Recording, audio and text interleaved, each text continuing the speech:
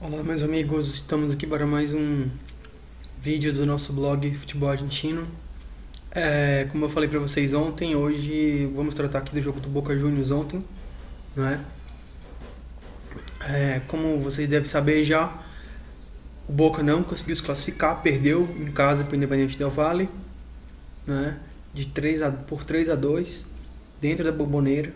A Bombonera já não é mais aquele caldeirão que impõe tanto medo assim nos rivais. A torcida já não faz tanta pressão assim. Você percebeu do meio para o fim do jogo, quando o time começou a degringolar um pouco, a torcida já não fazia mais aquela pressão que fazia antes. Não digo que não faça pressão, mas não faz mais aquela pressão que fazia antes. Antes de falar sobre o jogo taticamente, inclusive, eu queria comentar a situação do Boca nesses últimos anos. Eu estava comentando inclusive no Facebook com o pessoal, né? Que o Boca parece que nesses últimos anos está achando que ganha de qualquer jeito a Libertadores, quando isso não é verdade. A Libertadores precisa de qualidade. Sem qualidade você não ganha a Libertadores. O Boca nunca ganhou a Libertadores apenas pela Bombonera. Isso daí é uma falácia tremenda. E subestimar muito e desqualificar, rebaixar o elenco que o Boca tinha naquela época, nos anos 2000. Né? Uma prova cabal disso é que aquele time do Boca ele tinha muita fortaleza mental, além da qualidade técnica, né? Tinha muita fortaleza mental, fortaleza técnica, né? Tinha um treinador que sabia muito bem as peças com quem estava lidando, tinha referentes no campo, e onde todos os jogadores eles estavam ali sabendo exatamente o que eles queriam, né? Eu diria que o Boca ele tinha uma mentalidade, uma filosofia, né? Ou seja, a união dos elementos em geral do time, que vai além do jogo em si, né?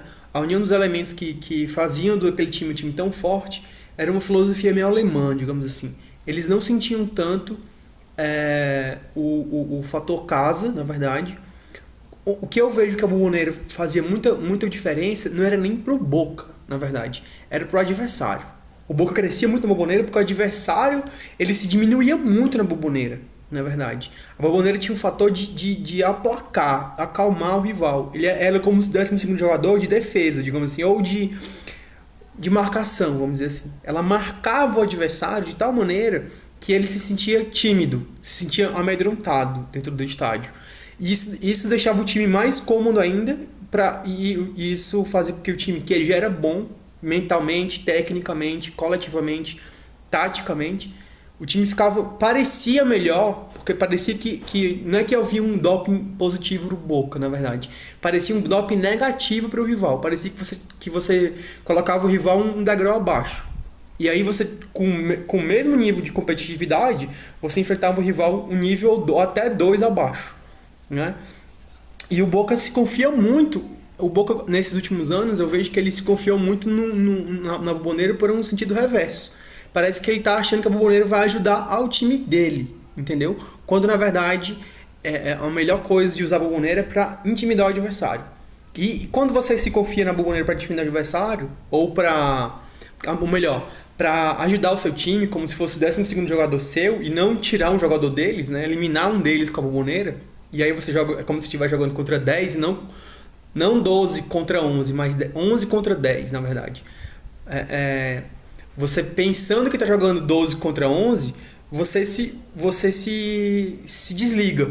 Você relaxa, né? Você relaxa um pouco. E nessa relaxada que você dá, meu amigo, o adversário vai lá que ele tá de fato com 11 em campo, né? Você não pode pensar que o adversário está com 10 em campo. Ou que você está com 12, né?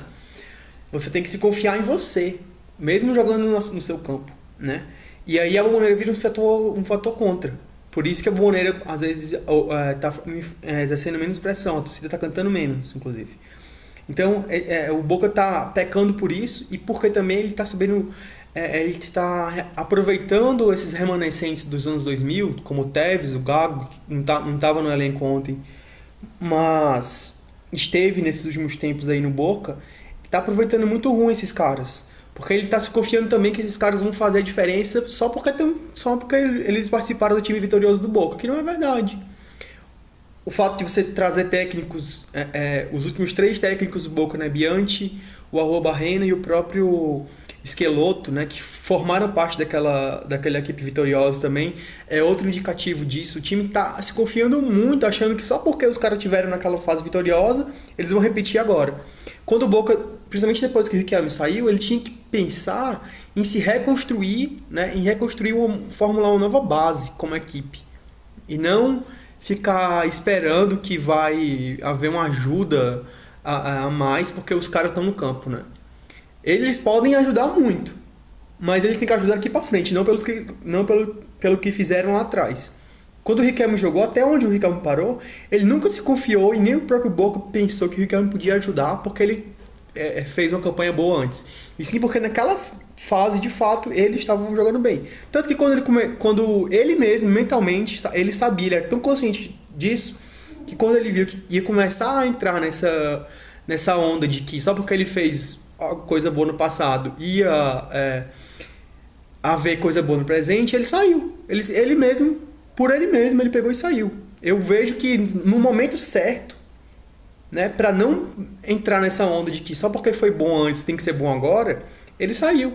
Quando começou a vir todo o peso para as costas do Riquelme, ele saiu. Ele simplesmente saiu. E o Riquelme jogou muitas vezes brigado com todo mundo, com o jogador, com diretoria, até com torcida, sei lá. O Riquelme ele jogava de todo jeito, ele não tava nem aí. Ele brigado com o time no vestiário, ele só ia pro jogo sem falar com ninguém, né? Os líderes do time, ninguém falava com ele chegava no campo, tocava a bola, fazia tudo direito como tinha que fazer, né? Então, assim, o grande problema do Boca pra mim hoje é esse, independente de tática, de técnica, de tudo. É a mentalidade, a filosofia, como você une os condimentos de formar um time em geral. O que o Boca tinha de bom naquela época vencedora de antes, é tudo que ele não tem de bom agora, né? Essa fortaleza mental, esse espírito de equipe, né? Que você percebe, por exemplo, ontem o Boca fez um gol muito cedo, o fator bomboneiro estava perfeito até aquele momento, 20 minutos de jogo, ele fez um gol com 5 mais ou menos, até uns 20 minutos de jogo o fator bomboneiro estava perfeito. O Boca estava perfeito até aquele momento. Só que aí começou essa nova maneira de usar a bomboneira, né? Começou a se confiar. No que ele começou a se confiar, desatento no escanteio, gol do Independente Del Valle, 24 minutos de jogo. E aí o Boca foi pra cima de todo jeito. Teve um lance, inclusive, onde o Pabon roubou uma bola e ficou cara a cara com o goleiro. Em vez de ele chutar, ele toca pro Tevez. A outro ponto que eu tava falando. Ao invés do cara se confiar que ele pode fazer alguma coisa, que o time todo pode fazer alguma coisa, não. Ele busca o Tevez, ele não busca o gol. Em vez de ele buscar o gol, tentar o gol ali, inclusive se ele não fizesse o gol, o goleiro podia rebater e sobraria pro Tevez muito mais limpa do que o passe que ele deu, não. Ele pega e toca pro Tevez. Isso é sintomático, pra mim isso é sintomático, né? O time tá muito fraco mentalmente, eu diria, né? Eu diria que tá muito fraco mentalmente. Os dois gols do Del Valle também no segundo tempo, o Del Valle fez 3-1 no segundo tempo, né? Boca fez 1-0, o Del Valle empata no primeiro tempo, volta pro segundo tempo, o Del Valle faz um gol no começo e logo depois faz o terceiro gol. O terceiro gol do Del Valle é um negócio incrível. O Orion, ele toca displicentemente pro zagueiro, como se falasse assim, não, essa bola aqui nunca vai ser gol. Tipo, estamos na bomboneira, cara. A gente não pode tomar um gol assim. Aí, pensando que não podia acontecer, foi lá e realmente aconteceu. Foi displicente, não pode acontecer isso.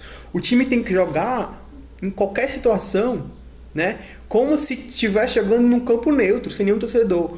A bomboneira faz diferença pro adversário, para baixar o adversário e não para elevar você. Você se eleva pela queda do adversário, porque o seu torcedor intimida o adversário, que foi o que aconteceu até os 20 minutos mais ou menos. O Boca estava fazendo um jogo perfeito, coletivo e tal.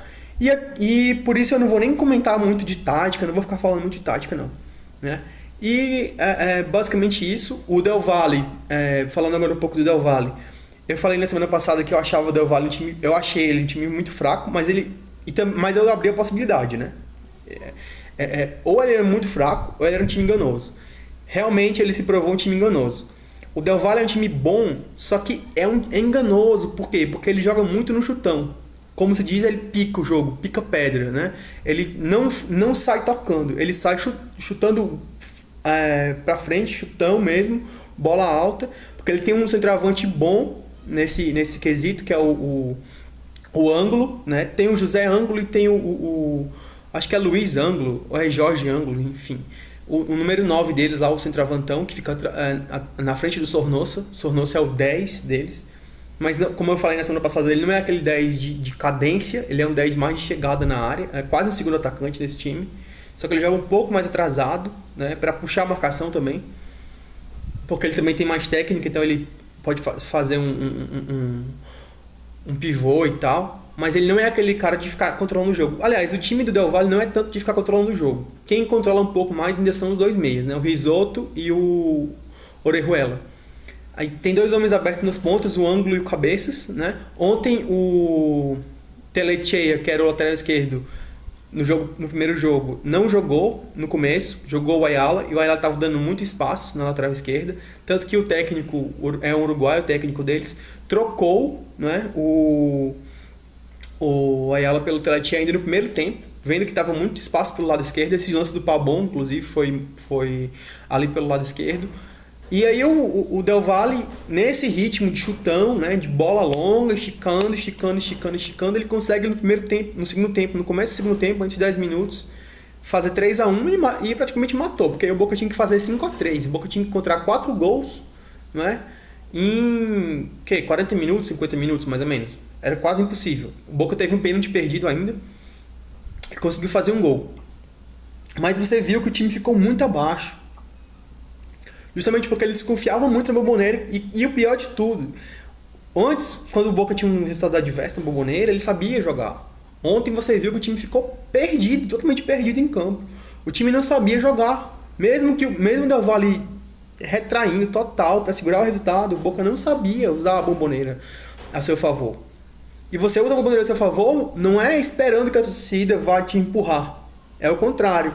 Você usa a Bombonera a seu favor jogando o seu jogo, e a torcida vai fazer com que o adversário se preocupe com a torcida. Enquanto o adversário se preocupa com a torcida, ou seja, muita pressão, o time está atacando, envolvendo o adversário, ele vai lá e faz. É isso que acontece, né? Então, o Boca está fora, o final vai ser Atlético Nacional e Del Valle, né, da Libertadores. Fazia mais de 20 anos, ou 22, 23, sei lá, 24 anos, 25 anos, que não havia uma final sem brasileiros ou argentinos. Essa é a terceira final que não tem um brasileiro, argentino ou uruguaio, né? As 3 últimas finais sem brasileiro, argentino ou uruguaio foi com o Olímpia. Então a gente pode até falar assim, é a primeira vez que não tem um time argentino, uruguaio, brasileiro ou paraguaio, né? Primeira vez que não tem um desses 4 países na final da Libertadores, né? Primeira vez na história que nós temos uma final, pode-se dizer inédita, inclusive, né? Porque sempre que não teve Brasil, Argentina ou Uruguai, teve o Paraguai, que foi o Olímpia 3 vezes. Então, primeira vez que vamos ter uma final entre 2 times que não estão nesse cone aqui, que a gente pode chamar de cone sul do continente, né? Paraguai, Uruguai, Argentina e Brasil, né? Então, vamos ver como é que vai ser essa final. Não vou comentar aqui, porque não se trata de futebol argentino, que esse canal é para comentar futebol argentino, mas a gente que gosta de futebol, vamos ver. Então, e também vamos ver aí como é que vai ser o negócio a questão do técnico da AFA. Agora eu acho que vão começar a pensar nisso, a organizar isso. O campeonato argentino já foi anunciado, que vai ser realmente administrado pelos clubes, e eles já anunciaram a data de início, que é dia 19 de agosto, né? Veremos aí. Amanhã eu volto falando sobre o Galhardo, né, que eu estava fazendo essa série nessa semana inteira, desde segunda-feira. Interrompo hoje para tratar do jogo do Boca. Um comentário não tanto tático assim como foi no primeiro vídeo, mas um comentário mais sobre a situação do Boca mesmo, né? E semana que vem, independentemente de ter ou não ter técnico, veremos aí o que a gente vai falar, mas eu tô achando que eu vou falar a situação do futebol argentino de forma geral semana que vem. E domingo, eu tô pensando que eu venho aqui falando no quadro de memória, né, no quadro histórico, vamos dizer assim, falando sobre os gostos dos clubes argentinos. Então, pessoal, é isso. Eu sou o Vinícius Falcão, esse é o canal Futebol Argentino. Ficamos por aqui. Valeu, um abraço, a gente se vê amanhã.